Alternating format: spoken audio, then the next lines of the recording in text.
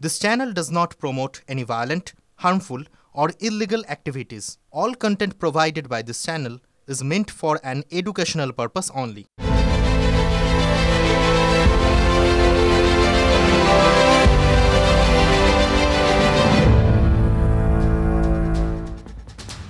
আজ মকর সংক্রান্তি।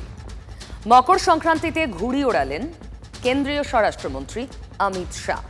ছবিটা ভালো, লাটাই স্ত্রীর হাতে।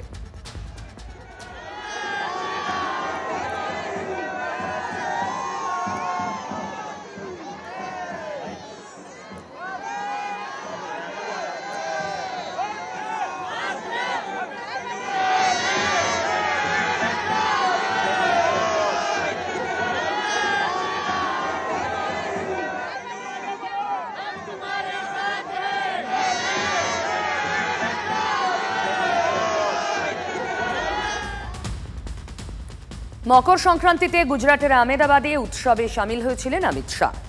মকর সংক্রান্তি উপলক্ষে দেশ জুড়ে ঘুড়ি ওড়ানোর উৎসব হয় অনেক জায়গায়, অনেক রাজ্যে, বাংলাতেও হয়। জানেন, বর্ধমানেই তো আছে।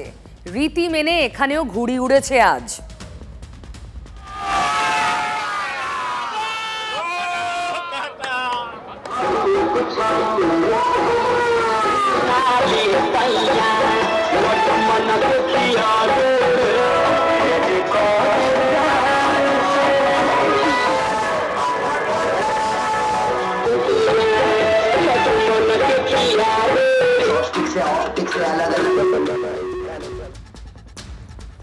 বর্ধমান শহর জুড়ে ঘুড়ির উৎসব। একসময় রাজা মহতাব চাঁদের ঘুড়ি ওড়ানোর শখ ছিল। রাজা নেই, রাজকীয় রেওয়াজটা রয়ে গেছে। আকাশে উঠতে থাকা এলোমেলো ঘুড়ি মুক্তির স্বাদ দেয় আমাদের। মুক্তি তো চাই সবাই। দুর্নীতি, অসততার নাগপাশ থেকে মুক্তি মিলবে। স্বাস্থ্যে চোরেদের থেকে মুক্তি মিলবে। শিক্ষায় চোরেদের থেকে মুক্তি মিলবে। রেশন চোরেদের থেকে মুক্তি। বাংলার মা, মাটি, মানুষ মুক্তি পাবে। চলুন দেখি খেলা ঘোরানোর খেলা কেমন। ঘুড়ি, কত রকম ঘুড়ি বলুন তো। পেটকাটি, চাঁদিয়াল, মোমবাতি, বগ্গা। ঘুড়িরা খেলে উদার আকাশে। আকাশের মাঠে সুতোয় সুতোয় টক্কর। একটু ঢিল দিতে দেরি হলেই ভোকাট্টা। রাজনীতির মাঠেও হুবহু এক। কত team, BJP, Trinamool, CPM, Congress, ISF, আরো কত। শুধুই প্যাচ কষাকষি, একটু দেরি হলে ভোকাট্টা। এই যেমন ধরুন ২০ স্যালাইনে মৃত্যু। বিরোধীরা তাল বাঁধলেন চেনা সুরে। যে কোম্পানিকে ২২ সাল অবধি টেন্ডার ছিল, তার ৬ মাস টেন্ডার এক্সটেনশন দিয়েছে স্বাস্থ্য দপ্তর। এর পিছনে অর্থ আছে, এটা আমি দাবি করি। এবং এই যে মুকুল ঘোষ ডাইরেক্টর আছে, ফার্স্ট ডাইরেক্টর হচ্ছে শিলিগুড়ি, মানে ম্যানেজিং ডাইরেক্টর। সেকেন্ড ডাইরেক্টর হচ্ছে মুকুল ঘোষ বহরমপুর। এই বহরমপুরের মুকুল ঘোষের সঙ্গে সরাসরি কালীঘাটে যোগাযোগ আছে। এই কেস এফআইআর হওয়া উচিত স্বাস্থ্যমন্ত্রী মমতা ব্যানার্জি এবং সচিব নারায়ণ স্বরূপ নিগমের উপরে। অভিষেক ব্যানার্জি গোটা রাজ্যে যে দুর্নীতি চক্র চালাচ্ছেন, তার জন্য হাসপাতালে ভেজাল ওষুধ। আসলে অভিষেক ব্যানার্জির নেতৃত্বে আমাদের রাজ্যে মাফিয়া রাজ চলছে। নিশ্চিতভাবে ভাইপোর কোনো কোম্পানি সাপ্লাই দেয়, যেখানেই উড়াইবেন ধুলা সেখানেই পাইবেন কিছু না কিছু গন্ধ, মূল্যরত। চোখের জলে মমতা ব্যানার্জি এবং তার দল ধ্বংস হবে, তার সরকার ধ্বংস হবে। এবং যেভাবে যে অন্যায় আপনারা করেছেন, এই অন্যায়ের ক্ষমা নেই, ক্ষমা নেই, ক্ষমা নেই। আমাদের রাজ্যে এখন খেলা হবে শুনলেই রাজনীতির খেলা মনে হয়। গতকাল পর্যন্ত মনে হচ্ছিল বিরোধীরা বুঝি গোলের মালা পরিয়ে দেবে, কিন্তু আজকে আর্তনাদ। ডার্বিতে পেনাল্টি নিয়ে ইস্ট বেঙ্গল যেমন করেছিল। স্যালাইন দুর্নীতি নিয়ে যেভাবে পশ্চিমবঙ্গ সরকার তদন্ত করছেন, আর পরিকল্পিতভাবে তদন্তের অভিমুখ ঘুরিয়ে দিচ্ছেন, কিভাবে আপনারা এই দুর্নীতির অভিমুখ কনসালটেন্ট ডাক্তারদের দিকে ঘুরিয়ে দিচ্ছেন। তার মানে বিরোধীরা চেনা ফর্মে, চান্স পেলেই সরকার বদলের অঙ্কে মেতে ওঠেন। চতুর সরকার অনায়াসে খেলা ঘুরিয়ে দেয়। গতকাল ইঙ্গিত দিয়েছিলেন তৃণমূলের বাগ্মী মুখপাত্র। বাকি কোনো বিভাগের ক্ষতি হয়নি, হয়েছে শুধু গাইনির, গোটা গাইনির ক্ষতি হয়নি, হয়েছে শুধু গাইনির 1C ইউনিটের ওই হাসপাতালের কোনো গুরুত্বপূর্ণ পদাধিকারী আরজি করার সময় নানা ধরনের বিক্ষোভ, বিদ্রোহ, নানা ধরনের সরকার বিরোধী কাজে জড়িত ছিলেন কিনা, কেউ কোনো চক্রান্ত করছেন কিনা, সেগুলো তদন্তের মধ্যে নিশ্চিতভাবে আসুক। অসভ্যদের কথার উত্তর দেওয়ার কোনো মানে হয় না। অপদার্থ এরাই তৃণমূলের নেতা। এ ব্যাপারটাকে ধামাচাপা না দেয়, এটাই আমি আবেদন করব। মুখপাত্র হয়ে বসে থাকা যে লোকটি তার মানসিক ভারসাম্যের উপরই প্রশ্ন তুলে দিচ্ছে। আজ আক্রমণাত্মক মেজাজে সরকার এবং শাসক দল। প্রথমে মুখ্য সচিব প্রিলিমিনারি ইনকোয়ারি করে একটা রিপোর্ট দিয়েছে, যেখানে প্রাথমিকভাবে দেখা যাচ্ছে कि there is a negligence, serious negligence on the part of the unit যারা ওখানে তখন ডিউটিতে ছিলেন। প্রাথমিকভাবে যেটা হয় কি সবসময় একজন সিনিয়র ডক্টরের প্রেজেন্সেই এটা করা হয়, কিন্তু ওখানে যারা ছিলেন ওরা ট্রেনি ডক্টরস, ওরাই এটাকে হ্যান্ডেল করেছেন। সেই জন্য আমরা মনে করি it is not as per the standard operating procedure and as per the guidelines. যে ডিটেল ইনভেস্টিগেশনস করার পরে আমরা কাদের কি ইনভলভমেন্ট আছে বা কারা কিভাবে এই কাজের সঙ্গে বা এই ট্রিটমেন্ট প্রসেসের সঙ্গে যুক্ত ছিলেন, কি নেগলিজেন্স আছে, কত এক্সটেন্ট অফ নেগলিজেন্স আছে, এটা ডিটেলড ইনভেস্টিগেশনে জানা যাবে। আমরা কোনো নেগলিজেন্স বরদাস্ত করব না, এটা পরিষ্কার নির্দেশ দেওয়া হয়েছে। প্রিলিমিনারি ইনকোয়ারি রিপোর্ট যেহেতু এসেছে, আমরা সেই জন্যেই তার পরিপ্রেক্ষিতেই, তার ফাইন্ডিংসের পরিপ্রেক্ষিতে আমরা ডিটেলড ইনভেস্টিগেশনের জন্য বলেছি accountability will be fixed and those found responsible or guilty action will be taken against them. যেভাবে বিষয়টি নিয়ে কুৎসা করা হচ্ছে, যেভাবে বিষয়টি থেকে নজর ঘোরাবার জন্য রাজনৈতিক আক্রমণ আবার শুরু হয়েছে, তার পরিপ্রেক্ষিতে আমরা দু একটি কথা বলতে বাধ্য হচ্ছি। মুখ্য সচিব যা বললেন তাতে প্রাথমিক তদন্তে যে চিকিৎসকরা প্রসব করিয়েছিলেন তাদের দিকেই আঙুল, মানে খেলা কি ঘুরছে? এবার দেখুন মুখপাত্র কি বলছেন। ওখানে একটা ভয়ঙ্কর অপকীর্তি ঘটেছে, যার সঙ্গে কিন্তু ডাক্তারবাবুদের একটি ভূমিকা থেকে যাচ্ছে। এই ওটি এটা সিনিয়র চিকিৎসকদেরই করার কথা, এটা জুনিয়ররা করবেন না। সেখানে তিনজন সিনিয়র ডক্টরের থাকার কথা ছিল, আমি নামগুলি উচ্চারণ করছি না, একজনও ছিলেন না। অ্যানাস্থেশিয়া যার দেওয়ার কথা সেই মহিলা ডক্টরও কিন্তু ছিলেন না। অ্যানাস্থেসিস্ট লেডি ডক্টর তিনি থাকবেন না? তারও নিশ্চয়ই অভয়ের জন্য চোখের জল পড়েছিল।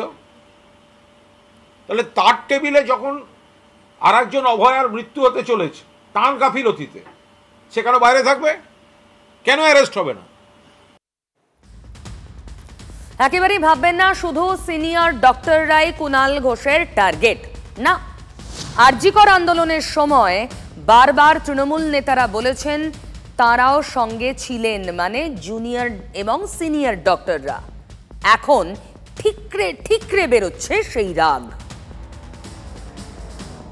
একজন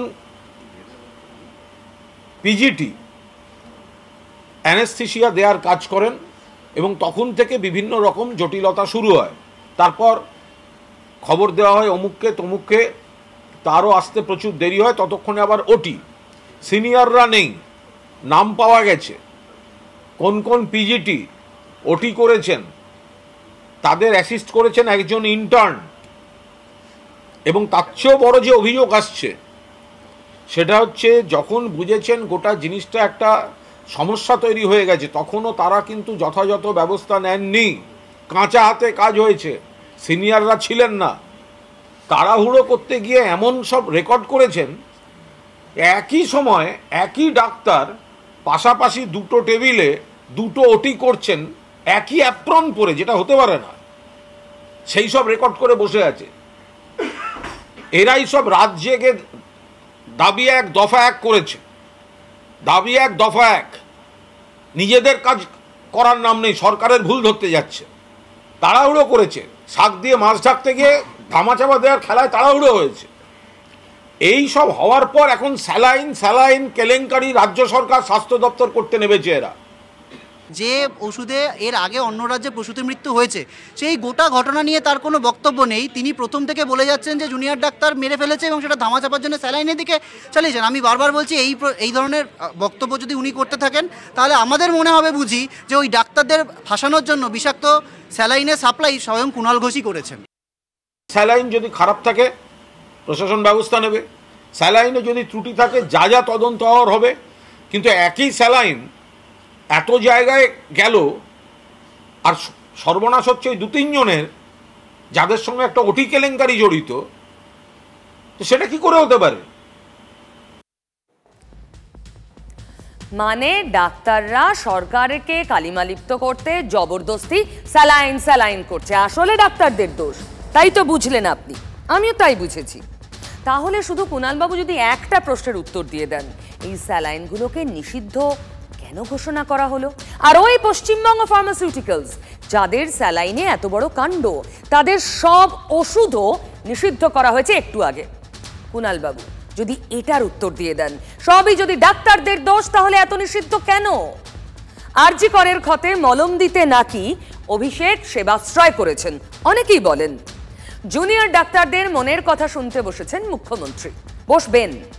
কিন্তু তৃণমূলের মনের কথা তো কুণাল ঘোষের মুখ দিয়েই গলগল করে বেরিয়ে আসছে। ওই স্যালাইনে যদি গোলমাল না থাকে, নিষিদ্ধ কেন করলো রাজ্য সরকার? ওষুধগুলো পর্যন্ত ওই কোম্পানির কেন ব্যান করা হলো? মেদিনীপুর মেডিকেলের ঘটনার অনেক আগেই তো সে নিষেধাজ্ঞা জারি হয়েছিল। এসব প্রশ্ন তো অনেক দূর। স্যালাইন শুনলেই ক্ষেপে লাল হয়ে যাচ্ছে তৃণমূল। অক্সিটোসিন বা JRL নিয়ে এতদিন ধরে প্রশ্ন তুলছি আমরা চিকিৎসকেরা, আমরা বারবার প্রশ্ন তুলছি। স্বাস্থ্য সচিব বলছেন কারা আমাদের সাথে দেখা করতে এসেছেন তা আমরা নাকি জানিই না। এতদিন ধরে NBMC থেকে শুরু করে কর্ণাটক থেকে শুরু করে সমস্ত জায়গায় এই স্যালাইন RL স্যালাইনকে কালো তালিকাভুক্ত করা সত্ত্বেও কিভাবে এই স্যালাইনে প্রসূতির মৃত্যু হলো, অন্যরা ভেন্টিলেশনে আছে। যারা যারা বিক্ষোভ দেখাবার নাম করবেন তারা শুধু স্যালাইন লিখবেন না, ভয়ঙ্কর নেগলিজেন্স, ভয়ঙ্কর গাফিলতি, তারপর ধামাচাপা দেওয়া ষড়যন্ত্র। দুদিন আগে বলছিলেন না আরজি করের ক্ষেত্রে অনেক প্রশ্ন আছে, উত্তর চাই। এই অনেক প্রশ্ন, তার প্রত্যেকটার উত্তর এবার দিতে হবে। কিন্তু মুখ্যমন্ত্রী বা স্বাস্থ্যমন্ত্রীকে দাগিয়ে দিলে হবে? অথচ এই লোকগুলো দ্রোহের সময় নাচানাচি করে বেরিয়েছে। এই অভয়ার মৃতদের খুনিদের দায় কে নেবে? খুনের দায় কে নেবে? স্যালাইন যতবার মুখে উচ্চারণ করবেন, এই কজনকে অ্যারেস্ট করার দাবিটাও কিন্তু থাকবে। এত রাগ ডাক্তারদের একাংশের উপরে, এত রাগ। ভাগ্যিস মেদিনীপুর মেডিকেলে ভয়ঙ্কর দুর্ঘটনা ঘটল, রাগের বহিঃপ্রকাশ কিভাবে হতো না হলে, তাই না? এত রাগ। তদন্তর প্রাথমিক ইঙ্গিত নাকি ডাক্তারদের দিকে। মুখপাত্র, রাজনীতির মুখপাত্র শাসকের, তিনি ডাক্তারদের দিকে আঙুল তুলছেন। অথচ ওই স্যালাইন, ওই কোম্পানির সব ওষুধ দিব্যি নিষিদ্ধ ঘোষণা হয়ে যাচ্ছে। দুটো মিলছে কি? ভাবুন। যদি রাগ চিকিৎসকদের ওপর থাকেই শাসক দলের, তাহলে প্লিজ জেনে রাখুন পাবলিকের রাগও জমছে। কারণ স্মৃতি ফিরিয়ে দিচ্ছে আমাদের পুরনো ক্ষতগুলো। কথায় বলে স্মৃতি সততই সুখের। না, সবসময় সুখের হয় না। আজ শহরের বাঘা যতীন গার্ডেন রিচের স্মৃতি ফিরিয়ে দিল। হুড়মুড় করে ভেঙে পড়ল একটা আস্ত বহুতল। সেই ছবি দেখাবো।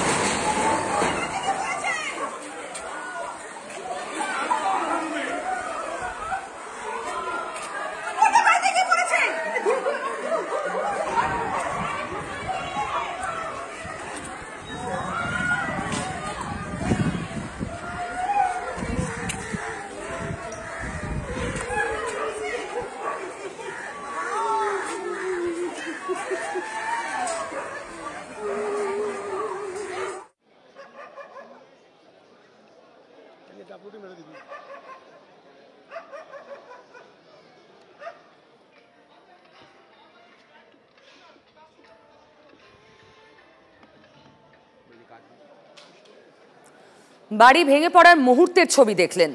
বাড়িটা ভেঙে বেঁকে পাশের বাড়িটির গায়ে পড়ে রয়েছে। আরো বড় কোনো বিপদ হতে পারত। এই বাড়িটা এমনি বেআইনি।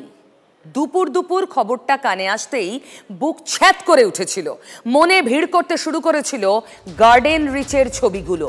নিশ্চয়ই আপনাদেরও তাই। দেখুন গার্ডেন রিচের সেই ছবি।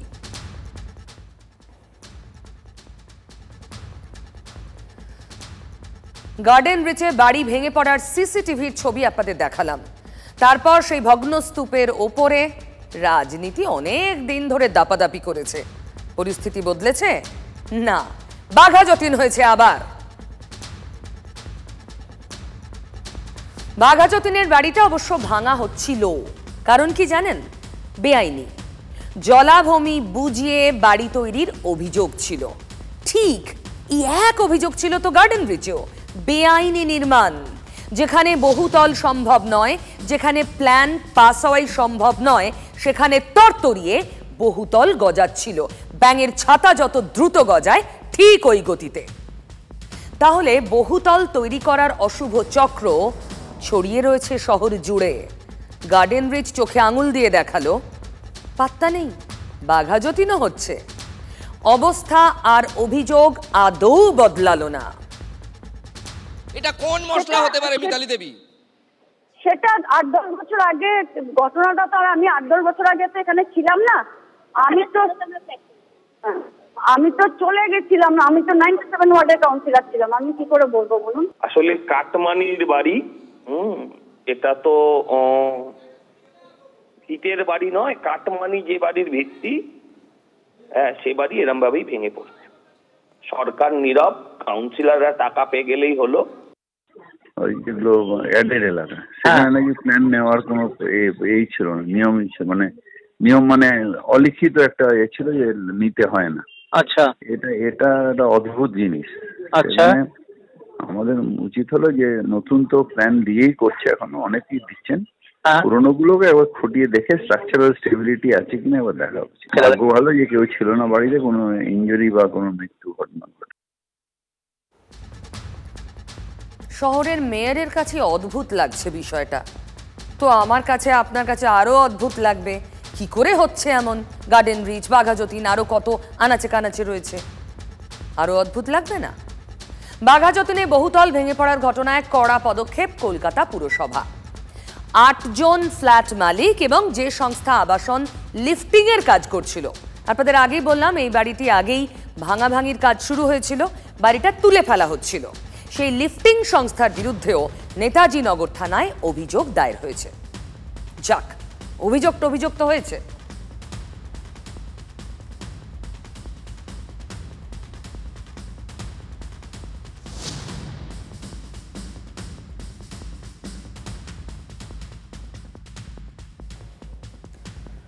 রাজনীতির আজই দক্ষিণ দুয়ার খোলা। বুঝলেন কি বলছি? আবাসের ঘরে রাজনীতির খেলা জমজমাট। আবাসের বরাদ্দ দিয়ে রাজনীতির লাভ ঘরে তুলবে শাসক দল। দলের ছোট থেকে বড় সব নেতার মুখে এখন আবাস। বলছেন কেন্দ্র বরাদ্দ দেয়নি, রাজ্য দিচ্ছে। মুখ্যমন্ত্রীও বারবার বলেছেন ভালো করে সার্ভে করে আবাসের ঘর দিতে হবে। কিন্তু ভালো সার্ভে হচ্ছে তো? ময়নাগুড়ির অবস্থাটা দেখুন। রাজ্য সরকার টাকা দিল আর রেলের জমিতে তরতরিয়ে উঠল আবাসের ঘর। রেলের জমিতে আবাসের ঘর সার্ভে হওয়ার পর তারপর আর কি, যা হওয়ার তাই, ঘর ভেঙে দেওয়া হলো। প্রশ্ন তো সেখানেই, ভুল না দুর্নীতি? বিডিওদের বলছি সার্ভে করুন। আপনারাই তো সার্ভে করেছেন। আপনারা সার্ভে করার পরে যদি কোথাও কোনো ভুল বেরোয়, সেই ভুলটা কিন্তু যে জেলা বা বিডিও বা আইসি এই সার্ভেতে ছিল বা ডিপার্টমেন্ট, তাদের বিরুদ্ধে অ্যাকশন হবে, এটা মাথায় রাখবেন। মুখ্যমন্ত্রীর বার্তাই সার। সার্ভে হলো, অ্যাকাউন্টে প্রথম কিস্তির 60,000 টাকাও ঢুকলো, কিন্তু তাল কাটলো গোড়াতেই। ময়নাগুড়ির দোমোহিনীতে রেলের জমিতে আবাসের বাড়ি, খবর পেয়ে অ্যাকশন রেলের, ভেঙে গুঁড়িয়ে দেওয়া হলো নির্মীয়মান বাড়ি। মানে কি এই লোকগুলা কই যাবে? গরিব লোকগুলা ঘর পাবে না। ময়নাগুড়িতে আবাস দুর্নীতির খবর সামনে আসতেই এখন শুরু হয়ে গেছে রাজনৈতিক তরজা। এক দল আরেক দলের উপরে দোষ চাপাচ্ছে। জেলা বিজেপি নেতার নিশানা তৃণমূলের দিকে। তার জন্য তো প্রধানমন্ত্রী ব্যবস্থা করেছেন আবাস যোজনার মাধ্যমে প্রত্যেক গরিব মানুষের মাথায় ছাদ, কিন্তু তৃণমূল নেতারা টাকার বিনিময়ে তাদের ভুল বুঝিয়ে সরকারি জায়গায় সেই ঘরগুলো তাদেরকে দিয়েছে। কেন্দ্র আর রাজ্য সরকার এই দুটা সরকারই হচ্ছে গরিব শুধু নয়, সামাজিক দিক থেকে যে অংশের মানুষগুলো পিছিয়ে পড়া মানুষ তাদের বিরুদ্ধে। সিপিএম এর কাঠগড়ায় কেন্দ্র ও রাজ্য দুই সরকারি, আর তৃণমূল জবাব দিলেন জেলা সভাধিপতি। মানবিক দিক থেকে তাদের দেখা উচিত, মানে কি কারণে ভেঙে দিচ্ছে বুঝতে পারছি না। এটা আরেকবার ভালো করে তদন্ত করে দেখতে হবে যে তাদের সত্যিকারে শুধু রেলের জায়গাটুকুই আছে নাকি আরও অন্য কোনো জায়গা তাদের আছে। রেলের জমিতে যিনি আবাসের বাড়ির জন্য টাকা পেলেন তার তো সার্ভে হয়েছিল, তার মানে ওই কোট আনকোট ঠিক সার্ভে করার পরেই রেলের জমিতে বাড়ি বানানোর টাকা দেওয়া হয়েছিল, প্রথম কিস্তির টাকা। এ তো উত্তরের ময়নাগুড়ি। এবার দক্ষিণে চলুন চন্দ্রকোনায়, সেখানে তো উলট পুরাণ। দেখুন, পাকা বাড়িতে পাকাপাকি দুর্নীতি, আর সেই দুর্নীতি তৃণমূল নেতার। খবর দেখালাম আমরা, আর TV9 বাংলায় খবর দেখেই যা হওয়ার তাই হলো। সুর সুর করে আবাসের প্রথম কিস্তি ফিরিয়ে দিলেন তৃণমূল নেতা। কি বুঝলেন? গুঁতো শৈলে হয়। আমি টাকা তোলার মাস্টার চাইছি না, আমি জনসেবক চাইছি। যারা পারবেন তারা করবেন, আগামী দিন তারাই টিকিট পাবেন। আর যারা করবেন না, I will throw them out. বার্তা দিয়েছিলেন সেই কবেই, তবুও চন্দ্রকোনার খুরশি গ্রামে লুকিয়ে আবাসের তালিকায় নাম। পাকা বাড়ি থাকা সত্ত্বেও সমীক্ষার সময় মাটির ঘর দেখিয়ে নাম উঠল কি করে? প্রথম কিস্তির 60,000 টাকাও পেয়ে গিয়েছিলেন শাসক নেতা, কিন্তু TV9 সেই খবর দেখাতেই শাসক নেতার খেলায় ইতি। সরকারের যে নির্দেশ আছে সেই নির্দেশ আমি মেনেই আমি টাকা বিডিওকে আমি ফেরত দিয়ে দেবো। দিয়ে আজকে উনি এসেছেন আমাদেরকে সঙ্গে নিয়ে, উনি বিডিও সাহেবের হাতে টাকাটি তুলে দিলেন। উনি এসেছিলেন, আমার কথা শুনে এসেছেন, এবং আমি বলি যে এটি সরকারের যে টাকা, প্রথম কিস্তি যে 60,000 টাকা ওনার অ্যাকাউন্টে ঢুকেছিল সেটা ফেরত দিতে হবে। তো উনি কথা রেখেছেন, উনি ব্যাংক থেকে টাকা তুলে উনি আমাকে ফেরত দিয়ে দেবেন। গ্রাম পঞ্চায়েত প্রধান বললেন, বিডিও বললেন, আর শাসক নেতা হাইলাইট মানে খবর হয়ে গেছে টিভিতে। তাতে এবার বিডিও সাহেব আমাকে ডাকলেন, ডেকে বললেন তো টাকাটা আপনাকে ফেরত দিতে হবে। আমি স্বইচ্ছায় হাসি খুশি টাকাটা ফেরত দিলাম। কি ভালো না, টিভিতে খবরাখবর হয়ে গেছে, সবাই জেনে গেছে, উনি তাই গিয়ে টাকাটা ফেরত দিয়েছেন, না হলে চুপি চুপি পকেটে। TV9-এর দোষ তো এটাই, খবর করে দেয়। আচ্ছা, অনেক হলো দুর্নীতি, অনেক হলো কোন্দল মারামারি। আজ মকর সংক্রান্তি, চলুন একটু ভালো ছবি দেখি। কোটি মানুষের সমাগম প্রয়াগরাজে কুম্ভে পুণ্য স্নানের জন্য, চলুন দেখি।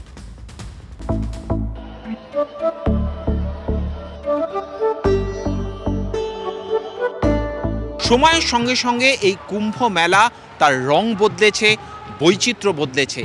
আজ এই কুম্ভ মেলার আবেদন সম্পূর্ণভাবে আন্তর্জাতিক। যে লোকারণ্য আমরা এই মুহূর্তে দেখতে পাচ্ছি, ইতিমধ্যেই ইউনেস্কো সেই লোকারণ্য, সেই মহাকুম্ভের উৎসবকে স্বীকৃতি দিয়েছে। ফলত আগামী দিনে আন্তর্জাতিক দুনিয়ার নজর অন্যতম দ্রষ্টব্য হিসেবে মহাকুম্ভ যে বরাবর বিরাজ করবে তা বলার অপেক্ষা রাখে না। আচ্ছা, মকর সংক্রান্তিতে গঙ্গাসাগরের কি হাল? কিছুটা কি ম্লান? দেখি।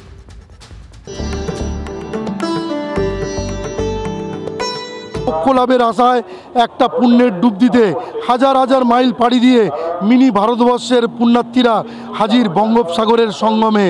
আবহমান কালের বিশ্বাস, পরম্পরা ও ভক্তির অপরূপ মেলবন্ধন ধরা পড়েছে এই সাগর তটে। পুণ্যার্থীদের নিরাপত্তা ও স্বাচ্ছন্দ্যের দিকটাও দক্ষিণ 24 পরগনার জেলা প্রশাসন একেবারেই সমস্ত দিক ব্যবস্থা রেখেছে। মালদার কালিয়াচকে তৃণমূল কর্মী খুনের ঘটনায় দিনভর রাজ্য জুড়ে তোলপাড়। অবশেষে 10 ঘন্টা পর পুলিশ মুখ খুলল। মৃত তৃণমূল কর্মী শরীরে গুলির কোনো ক্ষত মেলেনি দাবি করল পুলিশ। ছোটকাটা দেখুন আগামীকাল ঠিক রাত 8টায়।